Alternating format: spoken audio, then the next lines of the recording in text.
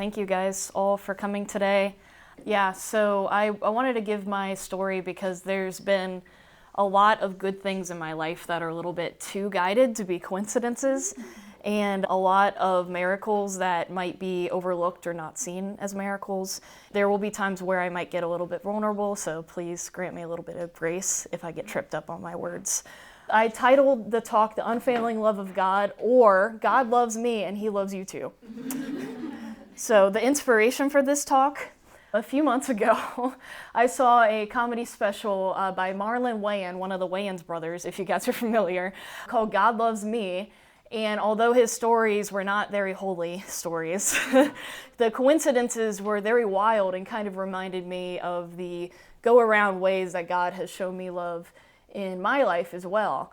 And for a while, even before I saw that, I felt as if God was pushing me to tell my story. In the last few years, God has used my anxiety as a tool to kind of push me and tell me where He wants me to work. And I could tell that this was one of those things.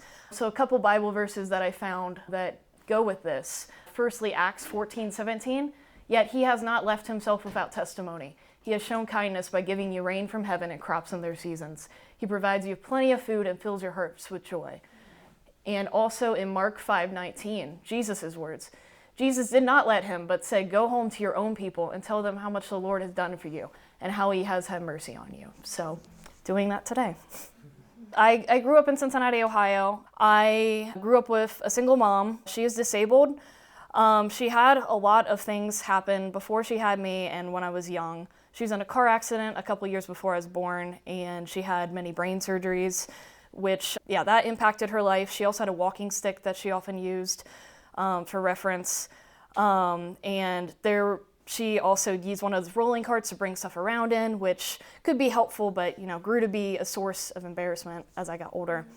However, when I was young, I didn't feel any sort of lack, even though she was disabled. I grew up relatively poor. She did the best she could. We didn't have a car, but she made sure we were on a bus line so we could go to the libraries, the aquariums, the zoos, make sure I was educated. And that was something that really was a strong theme in my childhood, was education. And she spent the time she could. Being a disabled mother, she spent even more time making sure that she worked with me to, learn my times tables and all that not so fun stuff. But also, I was able to go to the library and escape into other worlds, even though we didn't have the money to travel. So that really helped. Yeah, some of my best memories were at the main library in Cincinnati. It spans several city blocks, so it's really massive, and had the loveliest little kids section. We'd take the bus about 30 to 40 minutes downtown, and like I said, the library opened up a whole new world for me, whether it be books, whether it be learning to use a computer, and when they started to do a makerspace, being able to have that sort of creative side, making buttons, 3D printing, etc. But I am sure you all are starting to wonder where religion comes into this and where Christianity and faith comes into this. Before I was born, my mom converted to the Catholic Church. She grew up Baptist. She was originally from northern Kentucky, to provide clarity, about hour south of Cincinnati. But with me, she and I went most weeks to the Catholic Church near us called St. Teresa. But as I got older and started to question things more, questioned some of why we were doing what we were doing, and started to be sort of frustrated with the way she was raising me, things got a little bit rough. At first, a lot of it might have been puberty and the natural order of things for kids to question their parents. But as it went on, it definitely escalated. The signs were always there in a way with the extreme isolation that she put on me. She never let me spend time with anyone outside of school. It was just school and home. And whenever she left the house, I always had to leave the house, even when I was old enough to be there by myself. There was no chance for me to socialize and get those social skills that are so important for development. And no one was allowed to our house. I wasn't allowed to anyone else's house. Didn't have any sort of social activities I was able to go to outside of school. There's a saying about helicopter parents, but if we're comparing helicopter parents, my mom was kind of an attack helicopter. Anything done outside her limited worldview was sometimes seen as an attack. We were also very isolated from people, friends and family. She did not have any sort of relationship outside of the relationship with me. And that was a lot because she put her own traumas and issues on me, which being a kid and being alone, just having the two of us, it was really tough. And now that I'm older, I understand why she isolated herself from the family. It was through her own traumas. But it definitely didn't help. But I do want to paint her as a whole person. I will say she showed her love through gift giving, but it was like a roller coaster. There was periods of love bombing, like showing a lot of love at once, and there was periods where she would just tear me down emotionally and mentally and tell me how bad of a kid I was. And I didn't know who I was going to get day to day. Sometimes I just wished for something more stable. And I didn't know if I was going to get the mother who was there to support me and give me growth, or the mother who was trying to impose her own life onto mine. I didn't long for a two-parent household, but I longed for a stable household. And that's what I didn't have. One specific story involving faith. I remember being at St. Teresa, and because my mom was disabled, we often sit in the back of the church. There was a specified section for those with disabilities, and whoever wanted to sit there, but especially those folks. And the Our Father prayers would start, and as many of you all know, you hold hands during the Our Father prayer. And with the prayers, I'd hold her hand on one side, and I often imagine God holding my hand on the other side as my father and having something more stable with that. And I want to point out these two verses up here, Isaiah 49:15. Can a mother forget the baby at her breast and have no compassion on the child she has born? Though she may forget, I will not forget you. And Psalm 27:10, though my father and mother forsake me, the Lord will receive me.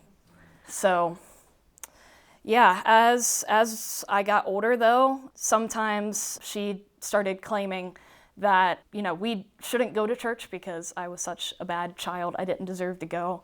And I won't put all the blame on her.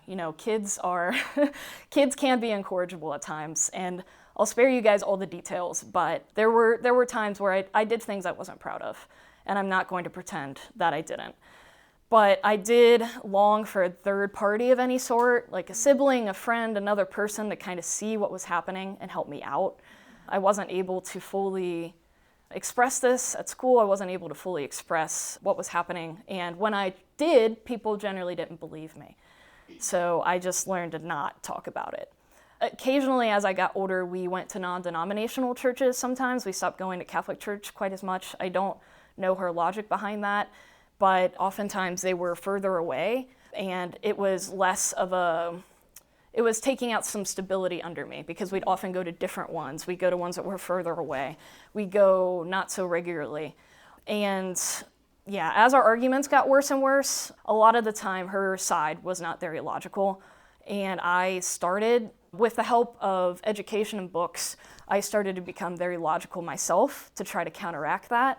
And I got deeper and deeper into books in order to find a ground to root myself in. A lot of them were fiction books, but they did help me understand better the rules of social interaction and the best ways to interact with society. So one of the strangest ways that her punishments took form was to have me switch schools. As a kid who had a really hard time fitting in already, it was really brutal. Between kindergarten and 8th grade, I went to 5 different schools. I started to become very depressed and lonely, especially in middle school, and I felt like I had nothing to live for. For reference, my middle school that I got transferred to was in a ghetto of Cincinnati, and for a while I was the only white child at that school, and at the time I was a bit pompous about being a smart kid, and no one's their best self in middle school, so I was not an exception to that. So I was bullied. I did make a couple friends, but those two were also sort of outcasts like myself. A specific, more mortifying story, but it's enough time has passed. The haircut my mom gave me in middle school did not help with things. Imagine the worst afro you've ever seen, then make it blonde. And that was my haircut in 5th grade. Multiple people, including a teacher, said that I was a boy, and there were many times there were folks on the bus who said that I was my mom's grandchild, insulting both of us with one word. But yeah, to to bring it back to how God used this in my life, something that I began to embrace in this mess was when my mom sometimes locked me in the basement or the garage. But this actually gave me privacy that I didn't have in my room, as she made me keep the door open, even though we never had visitors. So over time, I actually embraced it. But during this time, I was able to get time to think, and my despair sort of grew in many ways, and suicidal thoughts grew. And I remember being isolated and smaller than I ever have been mentally, thinking through different ways of suicide, looking at plastic bags, looking at kitchen knives. But there was something that made me not able to fully go through with it. I was sitting there in full despair, like an 11 or 12-year-old, and unsure what was going to happen in my life. I'm so far in this. I still have about 7 more years in this home. I don't really know what to do. And there was something in me, though, that stopped me. And I now know it was hope. It was the fact that I knew that God existed and that Jesus existed. And the logical part in the back of my brain saying, hey, I got you. Like, this can't last forever. Like, this cannot last forever. So I did make a deal with God at one point that if things would get better in the future, I wouldn't go through with it. And throughout the years, some of the dark thoughts do come back from time to time, but never in such full force as I have seen God show me a lot of the best that he has. And he did deliver on that deal with me. Things are a lot better, and I'm very grateful for that. So in my high school, in 8th grade, I switched to my high school. And things got a little bit better, but I still felt a lot like I was misunderstood. I did find a friend from my 4th grade that actually was at that high school, so that helped quite a bit. I was able to start getting friends through that group, but this was my 5th school, and I was still trying to adjust to the culture. And I threw myself into my studies, but a couple of years later, I started to feel comfortable enough at the school and realized, okay, I'll probably be here through graduation. I can actually have these deep and lasting friendships here. So I started to come out of my shell a bit and try to connect a little bit more naturally with people outside of that group. And Psalm 138, verse 3, when I called out to you, you answered me. You made me strong and brave. And it was like when I made that decision, I was able to go ahead and implement that throughout the next few months, throughout that school year. And I was able to start to become the person that I wanted to be, and not necessarily one that was dictated by my trauma. Skipping forward a couple years, in 11th grade, there were 2 big things that happened. Firstly, my mom got a major knee injury.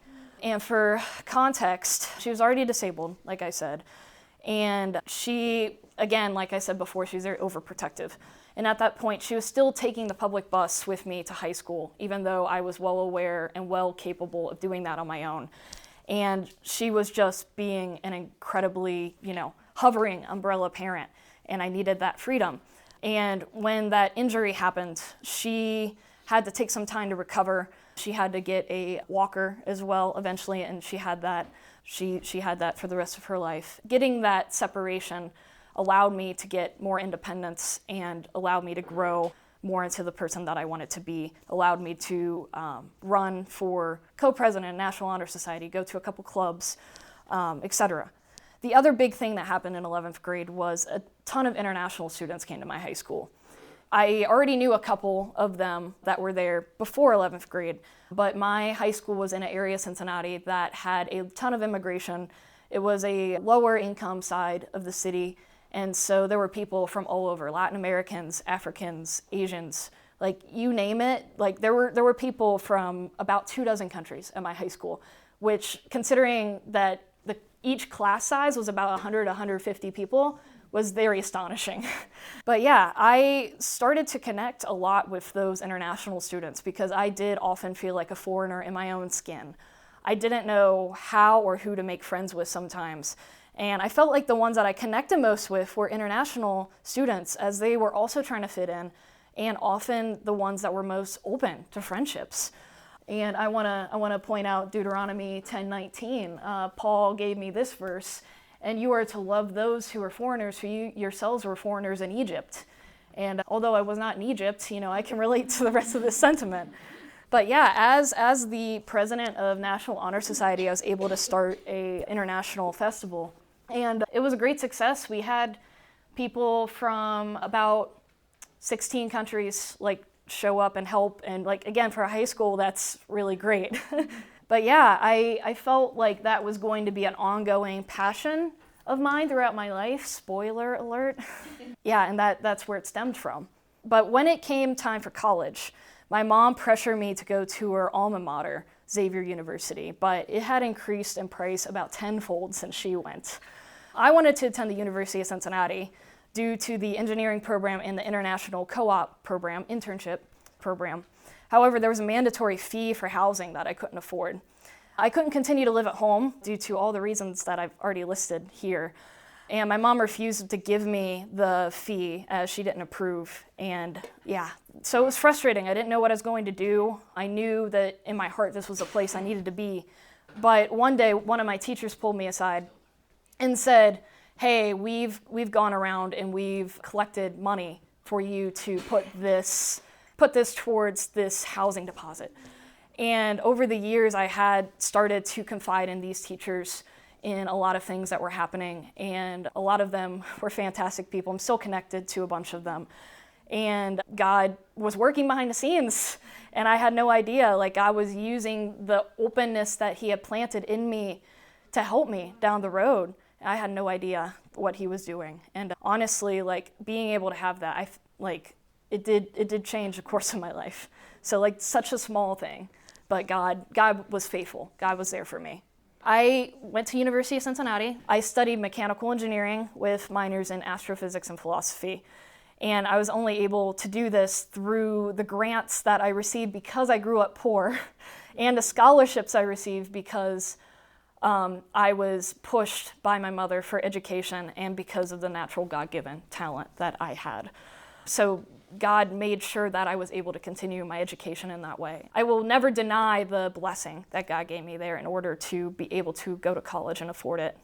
I was able to get so many opportunities that I would have never anticipated. These are just a few. So this top one, the CQU-UC Joint Co-op, and this one of me putting my foot off the mountain right there, that was when I was working in China as a teaching assistant through that Joint Institute. And that was my first internship through UC, was like, oh, we're shipping you off to a country you don't speak the language. So I'm like, all right, here we go. I survived, spoiler. I made it through. There was a community there, so that helped a lot.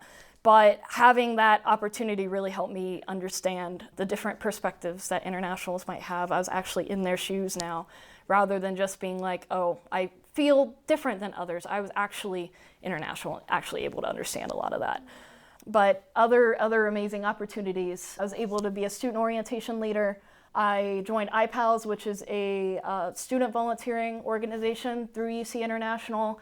Christian was also a part of that organization. Some folks from that, plus UC World Friends, which was an international Christian group that we were a part of, or in this picture. These in the middle, these are some of our best friends today. Some folks from the church that I went to, an undergrad, St. Monica, St. George. And Engineers Without Borders. I was able to go to Tanzania right before my Japan internship, which I'll get to in a second, and help with water supplies in Tanzania in a rural community. And all this to say, this would have blown little 12-year-old Zoe's mind that I was able to do all this. And this is where 1 Peter 1:6-9 comes in. In this you rejoice, though now for a little while. If necessary, you have been grieved by various trials, so that the tested genuineness of your faith, more precious than gold that perishes through it, is tested by fire, may be found to result in praise and glory and honor at the revelation of Jesus Christ. So, yes, many trials that help me become a person that's seeking connection, to make me become a person that desires these sorts of opportunities to help change people's lives, to help grow my own faith, to help be in a community and a family of my own. I will say, on the more serious side, my first couple years at UC, some of the friends that I made, including Christian here, helped me realize that I had some patterns to break due to my mom. And these friends really helped me become a better person and not become or not keep some of those traits that I really needed to shed. For example, I had a lot of judgment towards people, as my mom was also hyper-judgmental. Anything that deviated from the norm, she'd point out. Not generally to people's faces, but once they left. From like colored hair to saggy pants to like some things she deemed as a character flaw, it'd be constant that she'd point that out, and it really got into my head and just sort of modeled unhealthy behavior for me. So some of the friends that really helped me get past that and undo that. And I would not have been as open to this if I wasn't seeking that connection. It would have been very easy for me to close myself off and be like, this is too hard to hear. I don't want to hear this. I don't want to hear this from people that I care about, that I trust. Why are you telling me these things? It would have been too easy to do that. And occasionally that was my first reaction. But the logic, when I sat down and thought about it, the logical abilities that God allowed me to develop and just helping me nurture the beginning of the patience that I've had, which, to be fair, I'm still not claiming I'm a patient person, but I have a little more patience than I did then. One of the other things that really helped me listen and grow in terms of understanding people was actually joining the libertarian group on campus. And in my last year, I actually got to be one of the debaters on campus, which I had done the auditions for fun, just for practice. And I'm like, there's no way, like, I'm gonna be chosen. And then they're like, oh, you were one of the top 2. I'm like, oh, guess all this stuff rubbed off on me over the last few years. But a key tenet of libertarianism is live and let live. So if someone is not hurting you, just let them live as they'd like to live, less laws and restrictions, so people can do what they are called to do. And having that perspective also helped me grow as a person and helped me listen. Being a part of that group helped me listen to many different viewpoints, and even when I didn't agree, it allowed me to be more open to them. I'll also speak a little bit on my church experience. So I did join the Catholic Church in undergrad because I had missed that structure and I had missed that stability. And a way that God used me there, I have a talent of singing, and probably it surprises a lot of you because I haven't gotten to use it very much in Colorado. But even though I didn't always feel the closest to a lot of the students in the church, I did gain a few friends that were super close, and I was also able to join the morning choir. And having God connect that talent that He gave me to being able to go worship Him really helped grow my faith and really helped me use this talent that He gave me and helped me feel more worthwhile. So He increased my self-esteem as well as helping increase my faith. So I mentioned going to China earlier, but I also got the chance to go to Japan for 6 months. I was working at a Japanese company. You can see on the left here one of the torii gates from one of the shrines. And you can also see the Japanese deer trying to eat my clothes. In Nara, the city of Nara, there's a bunch of deer that kind of roam wild, and they are considered sacred. So people feed them these pre-approved shikasenbei, which literally means deer crackers. They're not made of deer. They're made of some sort of gluten. But yeah, they will swarm you. But being over there and living there, having some knowledge of Japanese, with this program they helped you learn Japanese before you left. Getting that perspective and having to go out and form my own connections, especially with Japan, where I didn't have that fallback. I didn't have that community, that built-in community like I did in China. I had to go out and find it. So, thank God I was in a busy enough area where there was an international language exchange and there was an international church. I was also very blessed that Christian lived on the other side of Tokyo, so we were able to see each other on the weekends. And that really helped make my experience so much better. But, having that level of Japanese, having that preschooler level of Japanese really humbled me and really made me way more empathetic towards people that are, trying their best speaking broken English in the US, and you never know why people are in the situation they're in until you talk to them. So it really helped me erase a lot of my assumptions with people that might be might be there otherwise. I'll say one more thing for the college, for undergrad experience. Towards the end of college, I had extended family reach out to me, and I went through a mixed experience there because I didn't really know them. And over the last few years, I've gotten to know some of them a little bit, but I've sort of come to terms that God has put the friends I've had in my life as a more stable support. The blood family that I have they've been very kind to me, but due to the distance, it can be quite tough. But I have this verse here to kind of describe that. Psalm 68, 5-6. A father to the fatherless, a defender of widows, is God in his holy dwelling.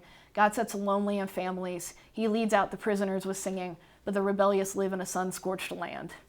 So a lot of these folks on this other slide, especially these two pictures, they have a lot of people that I still consider family today.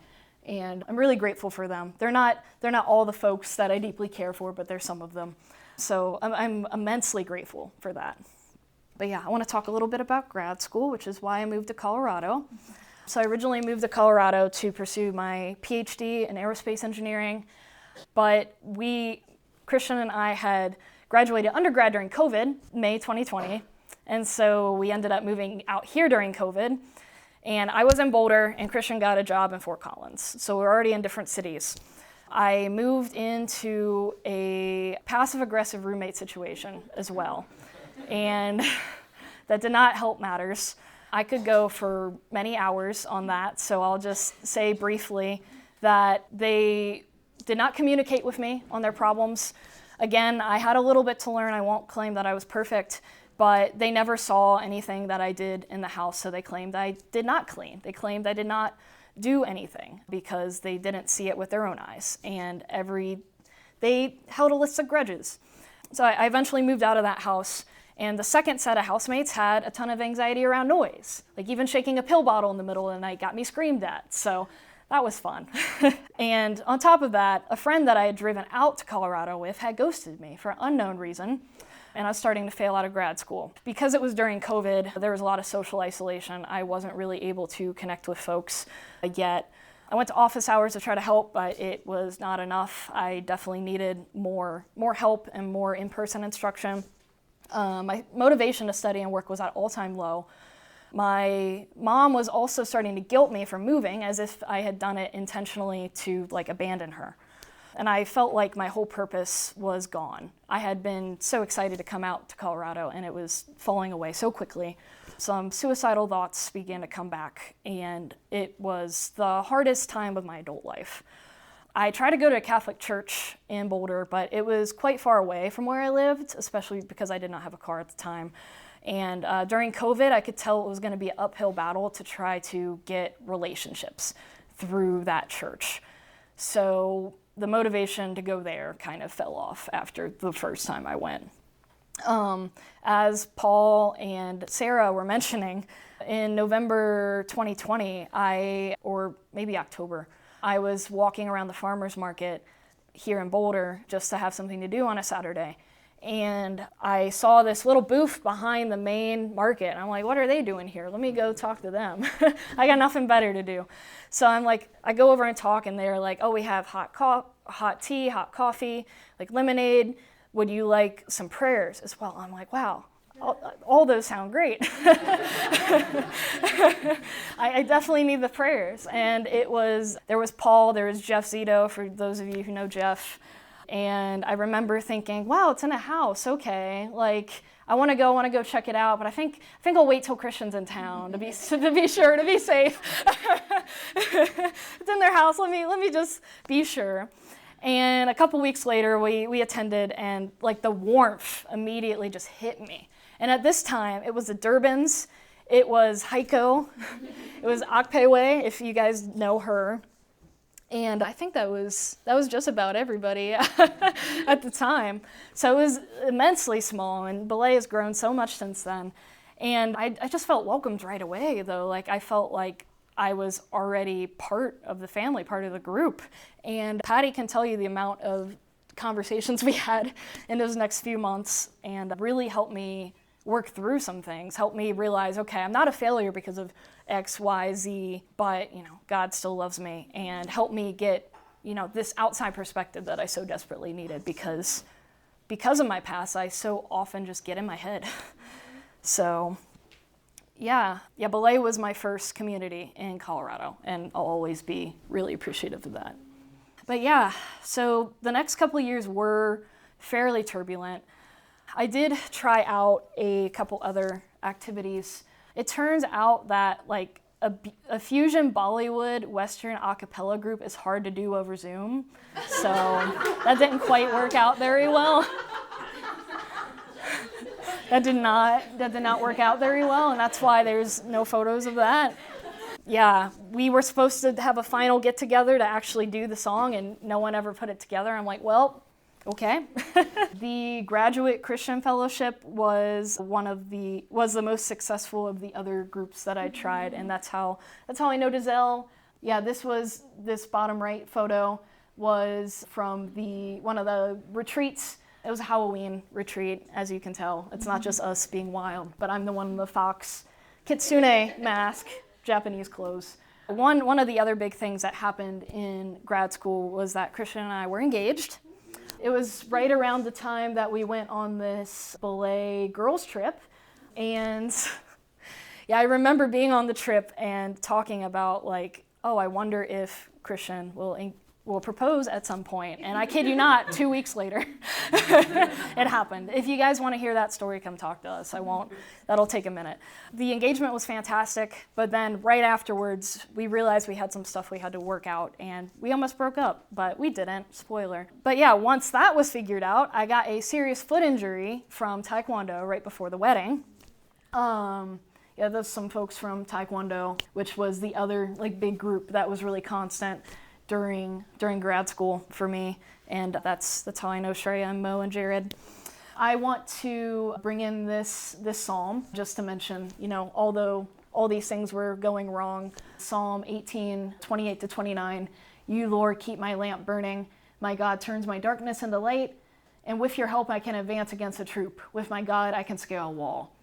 So even though all these crazy things were happening, I had folks from Belay, I had some folks from Taekwondo, I did have other people that I could fall back on. I had people back in Cincinnati that I could talk to, and God did not keep me alone in this. God made sure that I had support.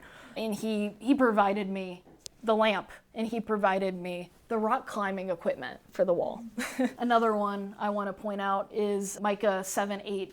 Do not gloat over me, my enemy. Though I have fallen, I will rise. Though I sit in darkness, the Lord will be my light. So during this time, he really was. When there was one thing after another, after another, after another, and I'm only about halfway through with this part, so more things after another. God did make sure there was still a light in the darkness. Even if it was dimmer, there was still a light. So I was dealing with this foot injury, and a couple of months before the wedding, I was talking with my mom on the phone. She claimed she wouldn't come to the wedding as it was too far away, which I was understandably frustrated about. Then I didn't hear from her for a couple months, so I got very worried. Her phone was not working, was not sure what was going on. I flew with crutches to check in on her, and my friend Anastasia, who was in one of the first pictures, helped me out during that time when I flew back. When I met up with my mom, it took some convincing to meet her. She literally would not open the door for me. The second day, I finally convinced her to meet me somewhere else for lunch. She was very aged, and she was very ill, more so than before. She had aged a few years and a few months, and I was very surprised. So I didn't know what to make of that, but I didn't expect her at the wedding. Also, right before the wedding, there was a serious car repair, but that could have been disastrous for me. But God did move Christian's heart to help me out with that, and he made sure that I was still provided for there. So the wedding, it was absolutely amazing, and I couldn't have asked for a better day, being at the sculpture part, being with so many people that we loved, and it was absolutely amazing. We have the crazy stories, which I can tell you another time. But about 2 months after the wedding, my mom passed away unexpectedly. And it took me back into myself and helped me step away from things that weren't serving me and that I wasn't serving. So basically, there's no positive impact either way. And at that point, I had already decided to switch from a PhD to a master's. And if I hadn't done that, I would not have been able to cope. Without that end date, without a smaller research goal, I would not have been able to make my way through all these things. God definitely helped me stay focused and keep my head down. And again, going back to this verse, he kept my lamp burning there. But with her passing away, it made me realize that he was looking out for me there, which might sound callous. I do have very mixed feelings about her death. She was my mom, and I love her despite how messed up our relationship could be. But once she passed away, I found out how much debt and financial burden she had and how bad her health was starting to turn and how much that would have hurt me and our new marriage trying to take care of her. So after the initial period of grief, after stepping away from the world for a couple weeks and getting back into it, I fully realized some more of the scale of God's plan. We would not have been able to help her make her house payments that she was starting to miss. And I understood that, although God took away my mom, he gave us a different path of life. So again, very mixed. I won't say that, it was entirely good, but God's way was very, very mysterious until he pulled back the curtain for me. But again, I believe he has truly set me in a family. Even though not all of it's blood family, he has set me in a family with the folks in my life that I care about. One more thing regarding grad school, I had a weight on my heart, much like the weight on my heart to tell this story today. I had a weight on my heart to bring international events to CU, much like the iPals that I mentioned at the University of Cincinnati. And I approached CU. I was involved in the international festivals for a couple times. I went to some of the international coffee hours. I got to be a little bit involved in the community, and I spoke to some staff members, and it was just immediate block. We don't have time. We don't have money. We don't have resources to do any of that. And I'm like, not even if I do majority of the work. They're like, no, we can't do that. We're too worried. We got to go through legal. We got to do all this. I'm like, okay, this isn't going to work. But thankfully, I knew some people who lived at the International House in Boulder. And I'm like, okay, maybe this will work. So I opened up a conversation with Kyle, who works at International Crossroads House, also known as Horizons International, to some of you all. And they were able to open up their space for me. They were able to say, yeah, hey, let's do this. Let's get people here. Let's get people connected. And although the events that I started weren't overtly Christian, some of them were around holidays, and some of them were able to be a more natural transition to explaining some of these holidays to international students. And I was able to make multiple connections and friends and connect people to each other through these events. And I remember I started this right after my mom passed, and I was looking for a way for me to give back and to do something meaningful rather than me just throwing myself into every opportunity that comes my way. Once she passed, I sent several messages and emails saying, no, I can't do this anymore. I can't do this anymore. I can't do this anymore. But this, I'm like, I am going forward with this. This is something that means a lot and I need to do. Not just for myself, not just for God, but for people, for the community. And that's where Matthew 5:16 comes in. In the same way, let your light shine before others, that they may see your good deeds and glorify your Father in heaven. So even though the events were not Christian focused, I believe that no matter if these people came to Jesus or not, it does glorify our Father in heaven. So many people were still open to hearing about Jesus at these events, which was absolutely amazing. And that's how we got Heather and Ashta into Belay as well, as through these events. But this would not be a true life story of me without mentioning Christian. I couldn't think of a way to fit him in logically, so I'm like, we'll give him his own slide, it's fine. But I am very, very lucky to have him. He's been a true light in my life, and I won't tell the whole love story here again. You can come talk to us. We were not always on the same page, if you can believe it. Even before we were dating, we had like very frustrating, very loud arguments. But they forced us to explain ourselves to each other. They forced us to be like, okay, why the heck are you saying that? Like, what is your motivation behind this? How are you seeing things this way? And we had to just talk it out. And we are both so stubborn that we didn't give up on each other even before we were dating. So I want to list a few reasons why I think God brought him into my life, and I'll tie it back into these verses here too. Firstly, I'm a person who's never really been able to date around. I've only been able to have romantic interests with a person I'm already friends with. Like, I don't even have a celebrity crush. Like crushes don't work for me the way my brain works. And so when he asked me out after we had built a great friendship, I still had to think about it, but it it worked out. And God understood the way I was, and he sent someone my way who fit that criteria and will also push me and make me grow. Christian's also able to work with the strange way my brain works and appreciates my weird sense of humor. He spends time with me in order for us to understand each other's love languages.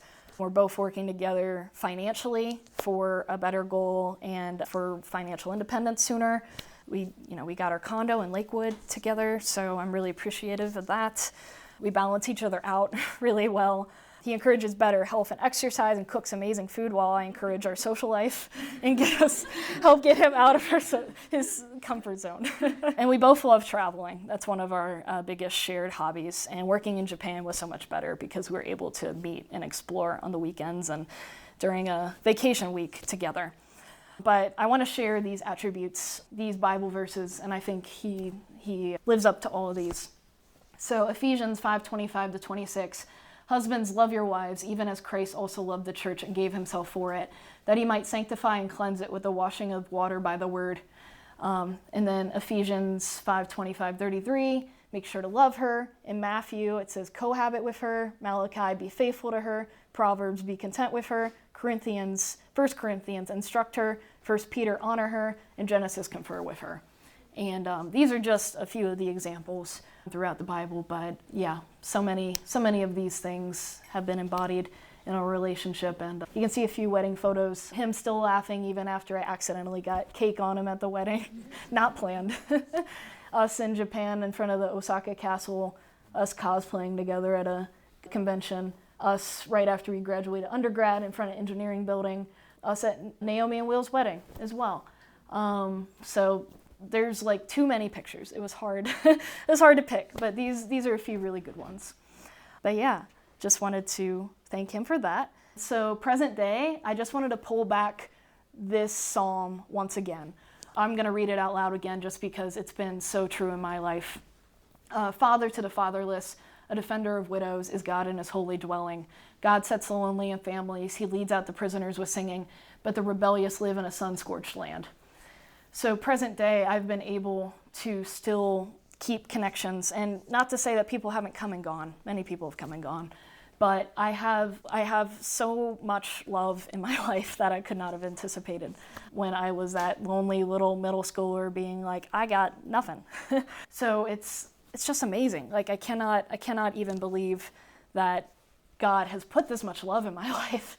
When I go back and think about it, I'm like, wow, like who could have seen this all coming, and like who could have understood that like this little like shy, socially awkward little nerd could have gotten so many great connections.